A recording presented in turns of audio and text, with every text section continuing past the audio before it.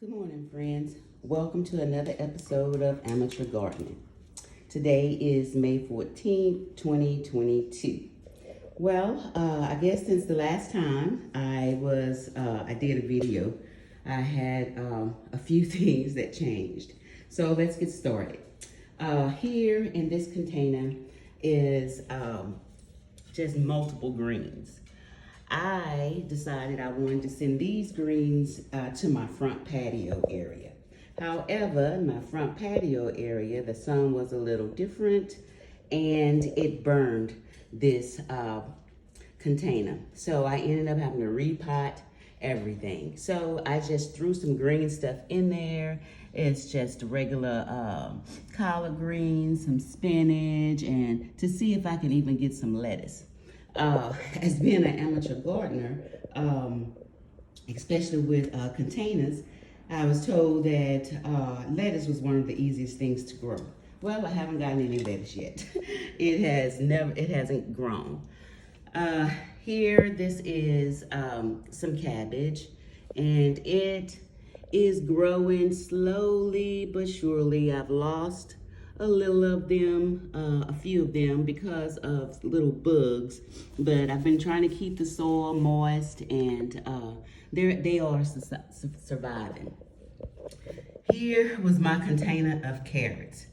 This container has had at least 3 trials of carrots. I'm pretty sure I'm at the end of the season now. However, I did sprinkle some more in. I made the same mistake as I did with my greens. I decided to give them, to try to put them outside, thinking I'd have a little more shade in the front area. And when I came back, I mean, literally, it was only a couple of hours. When I came back, everything was like just like hay. It looked horrible. But right now, they seem to be thriving. I do have a problem with those little gnats or whatever. Not sure if they are good or bad for the carrots. I just hope they stop eating my green stuff. So I did, in some of my pots, just plant like some little marigold and some little garlic and chives so that maybe they'll eat on that. This is my kilo cabbage. I'm just babying it, nurturing it. Hopefully, come fall or so, I'll be able to eat it. These are my mustard greens. They are still surviving. I don't know if they're gonna get any bigger. I'm hoping they get a little thicker, so by the fall, I'll be able to eat them.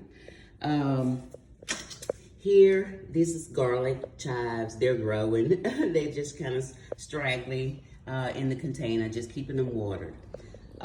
Here I wanted to share with you guys some of the things that I've used, just being an amateur gardener. Everything is trial and error for me. But I used this fertilome in all of my vegetables. And then for all of my fruit plants, I used the citrus plant food. Let's see, make sure you guys can see it. This is not a paid advertisement or anything like that, but just to let you guys know, I am an amateur. I didn't know what to get, so like I say, everything's trial and error. I've also used this in the past. I found that with using this, though, sometimes after a period of time, it seems like it's almost a fungus or a different type of a film it leaves in the soil. Okay, so this is a sweet potato I put there that it hasn't taken root yet, but I actually did 2 of them, and one of them did take root. If you notice, the pineapples are missing. They never did grow any roots in the water. So let's step on outside though, because I do have some prized possessions outside. Here, this was one of my mango plants. Bless it. It really needs to be blessed. I had to cut it down. It was, I also moved it up front, and came back and the leaves were all shriveled up. It is still some viable stem. Hopefully the root is still good down there. It's green, so I'm just gonna leave it. Here, this is a first time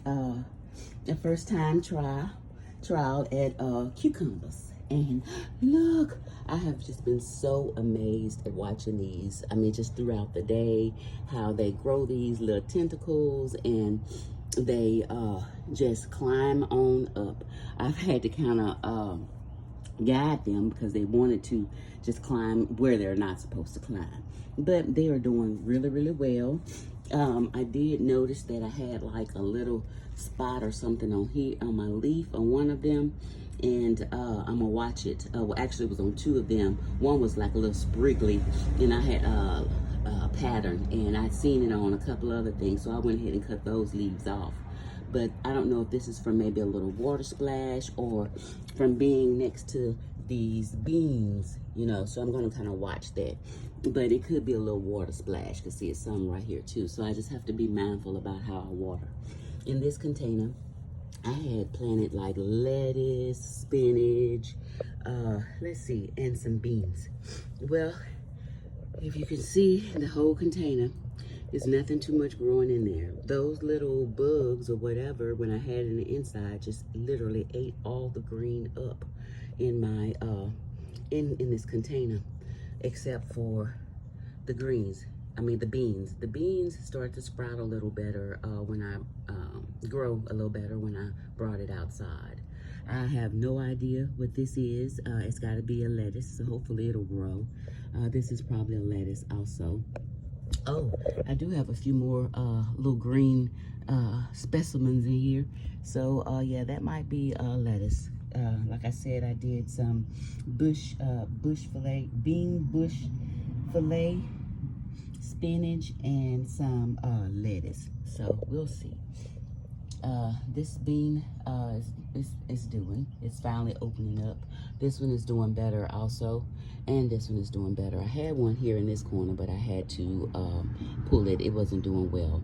I didn't think they liked the sunlight, so I put like this bag to kind of cover it up. However, once I thought they liked the partial sun, so I went ahead and covered it up, but I noticed that it kind of likes it. So when it gets real hot, I'll come and I'll drop the bag. But for the morning sun, as the sun rises throughout the day, I let it, you know, shine on the beans. Here, this is another prized possession, first time grow.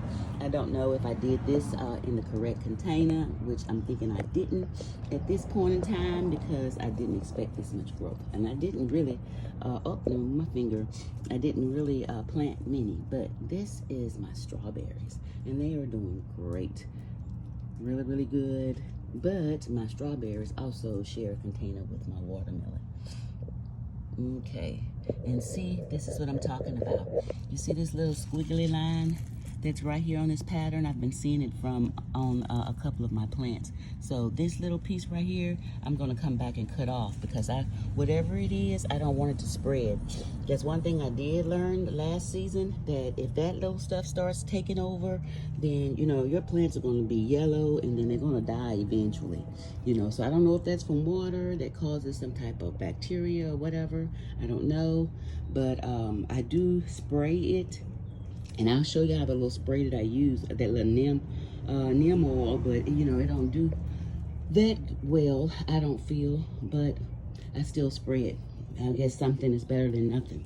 Over here, this was the, I planted new black cherry tomatoes and sun tomatoes.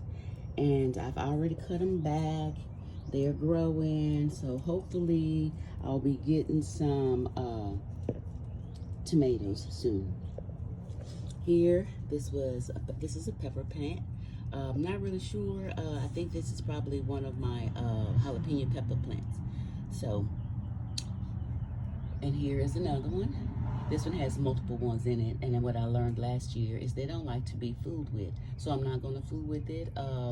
This is probably some seeds that I had got out of some of those little miniature baby sweet peppers that I pretty much got from the grocery store, and didn't probably expect them to grow, and put them in this pot.